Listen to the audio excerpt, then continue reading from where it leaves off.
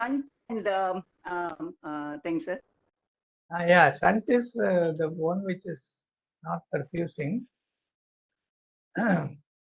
Shunt and dead space. Yeah. But the question worded is a little tricky, Vasanthi. So that Yes, sir. Yes, students sir. are Yes, sir. likely to get confused here. Yes, sir. So it should have been Exactly. a little more clearly given. Yes, So sir. dead space represents the volume of ventilated air that does not participate in gas exchange. That is all the definition that is needed. Okay, Simon? Yes, sir. Okay. So two types of dead space are there. One is anatomical dead space and other is the alveolar dead space. Together they are called physiological dead space. Okay. So that is the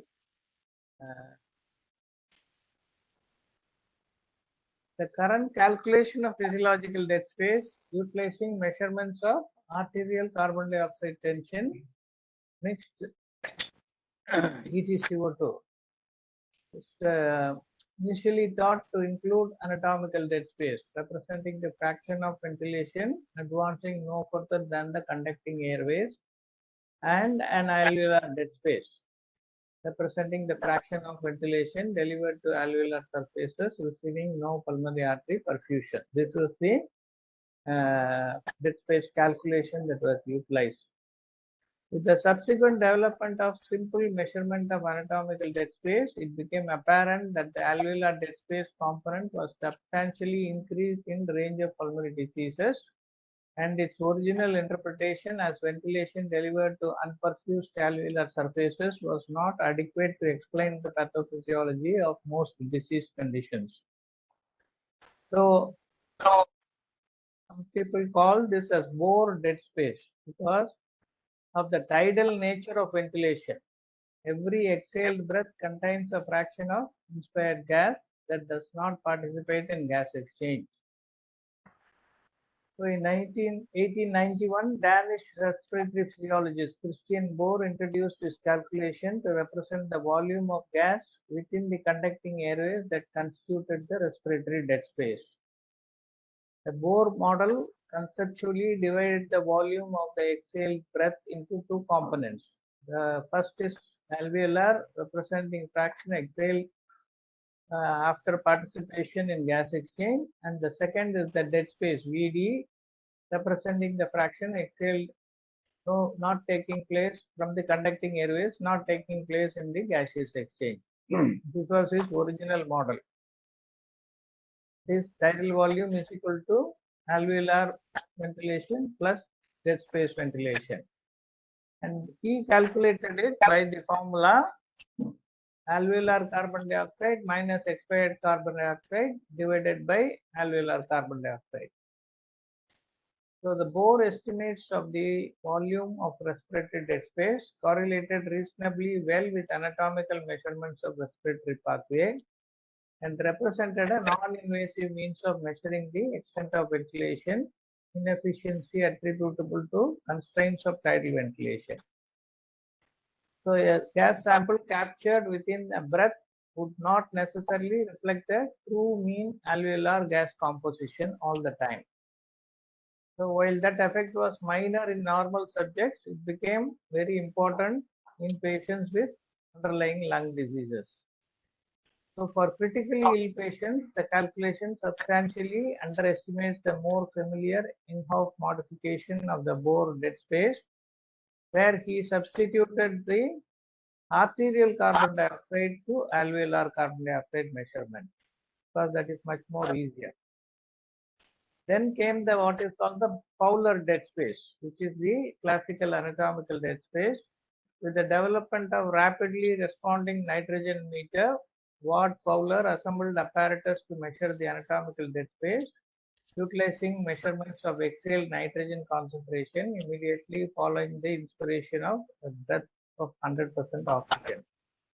So the Fowler dead space measurement is dependent on the subject size, roughly equal to subject's ideal body weight in pounds, and cardiogenic lung motion and a modest contribution from gas diffusion combine to decrease the measured Fowler dead space compared with actual volume of the respiratory pathway between lips to the respiratory bronchioles. So two things, cardiogenic lung motion and gas diffusion from other parts of the lung made some alteration or decrease the Fowler dead space.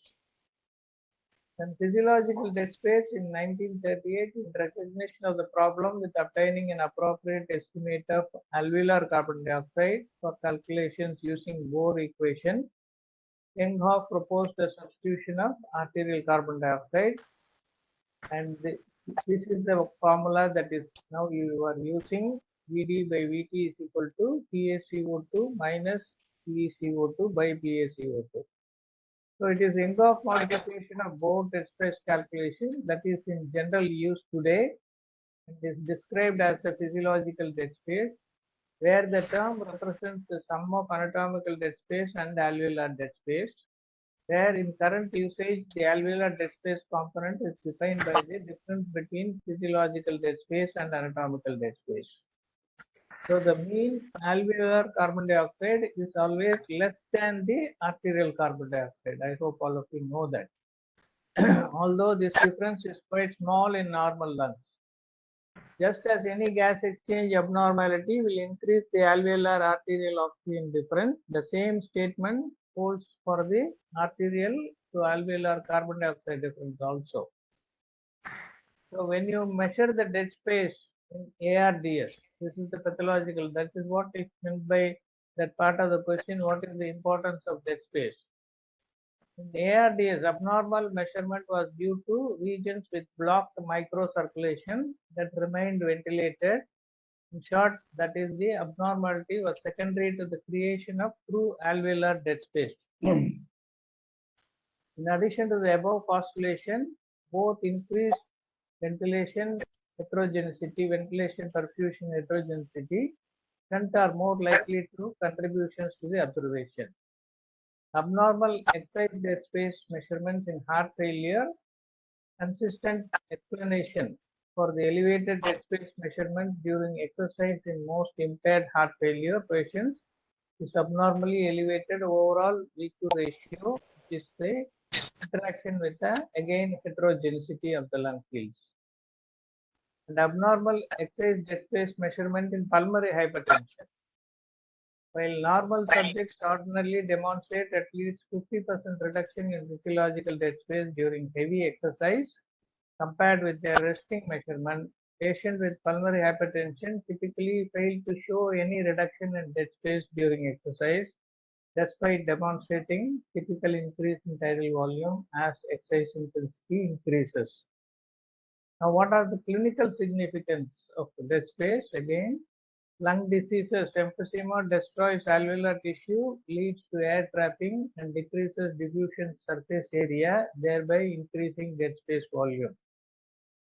Acute respiratory distress syndrome, ARDS, creates disturbance in pulmonary microvasculature, theoretically increasing dead space, even though we are supposed to call this as, if there is a perfusion without ventilation, then it becomes a shunt, because that deoxygenated blood coming to pick up oxygen fails to pick up any oxygen because the alveoli is not ventilated. So that contributes to the shunt fraction. But in ARDS, the vasculature is blocked because of the microemboli. So ventilation is taking place. So it almost amounts to the same dead space increase. And VQ mismatch, decreased perfusion. So perfusion to the alveoli is decreased in clinical scenarios such as pulmonary embolism and hypotension, increasing the VQ ratio and creating dead space ventilation, which point you mentioned. Coming to mechanical ventilation, tubing from ventilator increased dead space. Of course, this is to be taken as an apparatus dead space. And PEEP, excessive PEEP can over-distend alveoli, resulting in lung barotrauma, increasing the dead space ventilation. Hypoxia causes bronchoconstriction and vasoconstriction from hypoxia that can decrease the dead space. And anesthesia causes bronchodilation by anesthetic gases, which increases the dead space. So if you see these factors, there is only one which decreases the dead space, that is hypoxia, which causes bronchoconstriction and vasoconstriction. All the other things, your lung diseases, ARDS, V2 mismatch, mechanical ventilation, PEEP, and anesthesia, all of them cause an increase in dead space volume, which, as Simon nicely explained, as the dead space component increases, the total tidal volume, if it remains the same, then the ratio will get abnormally affected and alveolar ventilation will decrease, and carbon dioxide elimination also will reduce, and patient will go in for hypercarbia. Over a period of time with hypercarbia, they will develop hypoxia also. So dead space is an integral part of volume capnography. So this is a mechanism by which we can measure this dead space, which measures expired CO2 dead space on a breath by breath basis for efficient monitoring of patient ventilation. Dead space and capnography can be useful tools minimizing unnecessary tests by ruling out pulmonary embolism with simple capnography measurements. High nasal flow allows dead space to be cleared more rapidly and subsequently decreasing the portion of dead space that is rebreathed, increasing the alveolar ventilation.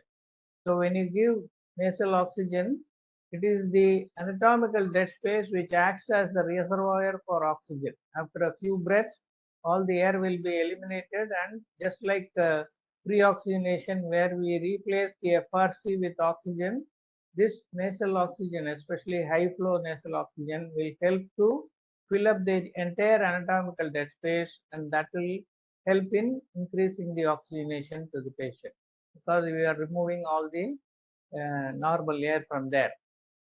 Apparatus dead space, defined as space resulting from devices placed between the endotracheal tube and the Y-piece of the breathing subtube, is a primary source of dead space controlled by the clinician. So we can alter the volume of apparatus dead space by eliminating the connectors, making them smaller, or uh, keeping the expiratory valve close to the endotracheal tube. All these things are possible by us, so it is can be controlled by the clinician. Whereas anatomical dead space or alveolar dead space, both in health and in disease, is beyond our control.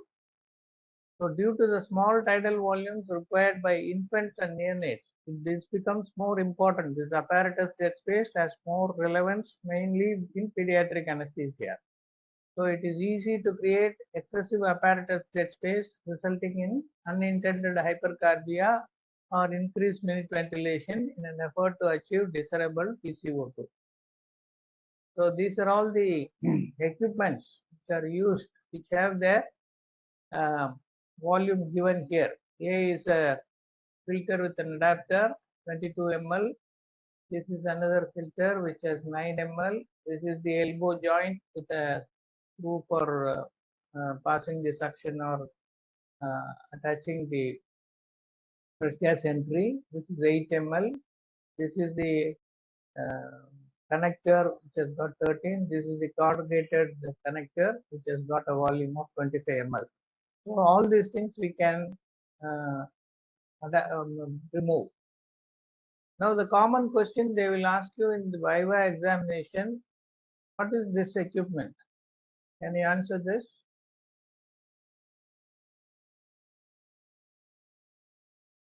Someone or anyone else? What is this piece of apparatus?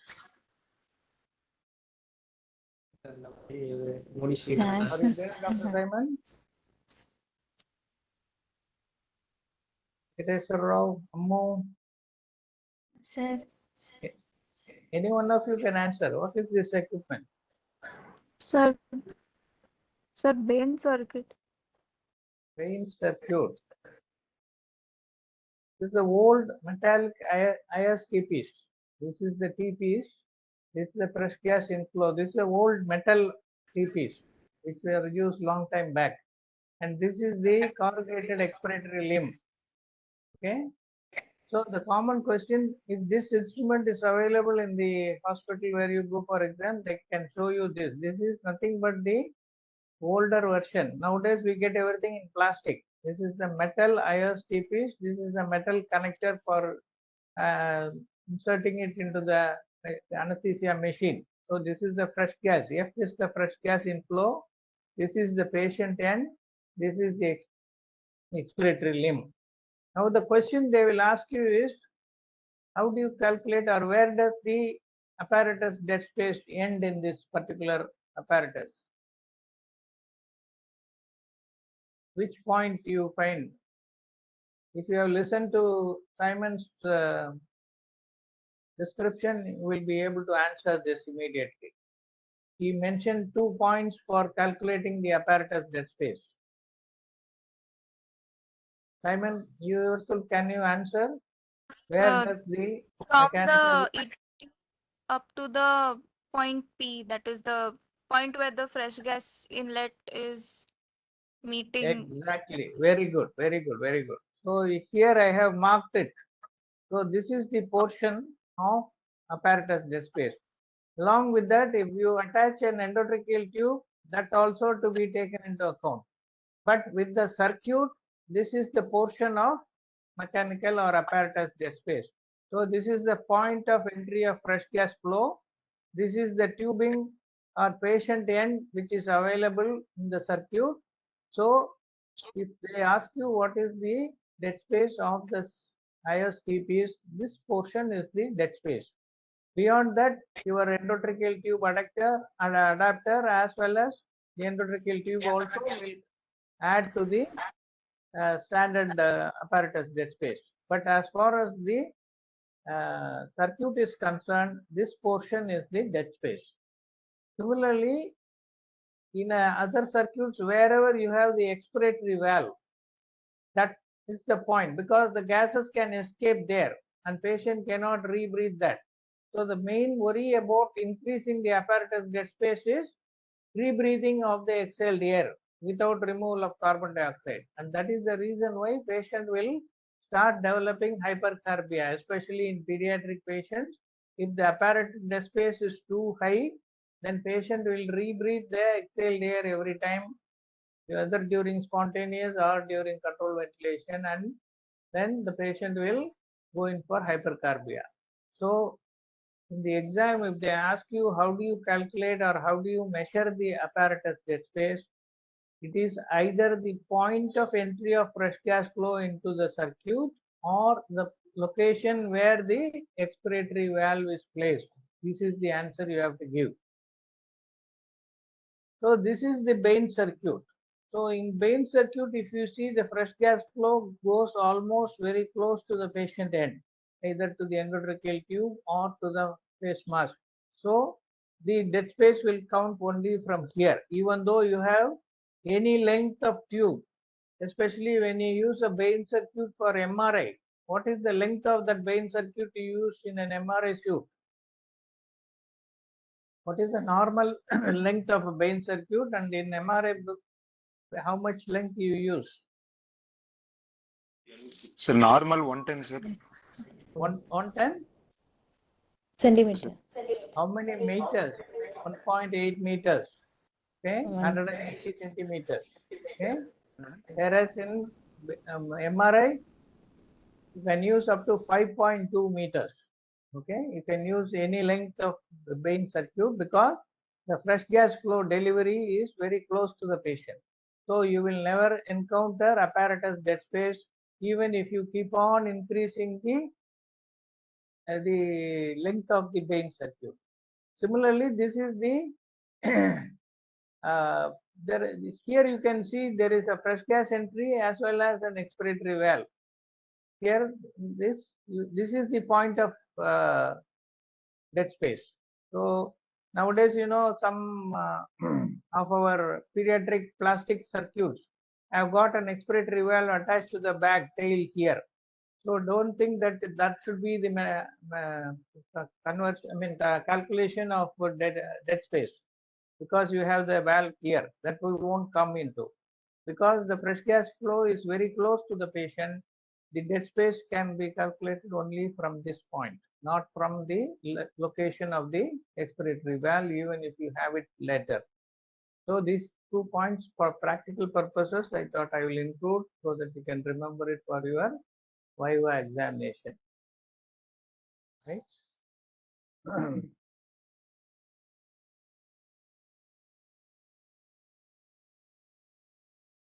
These are the points that I just wanted to add to this presentation by you. So, So I just want to say what something you, to this person who answered vein circuit. Vein circuit, no, somebody answered, no, sir. So I want them yeah. I think Ammu, you answered that. not say a wrong answer, especially with the circuits and all that. Because if you Your audio is breaking or something. know, Madam, your then audio is breaking, madam. it's a much safer method than guessing.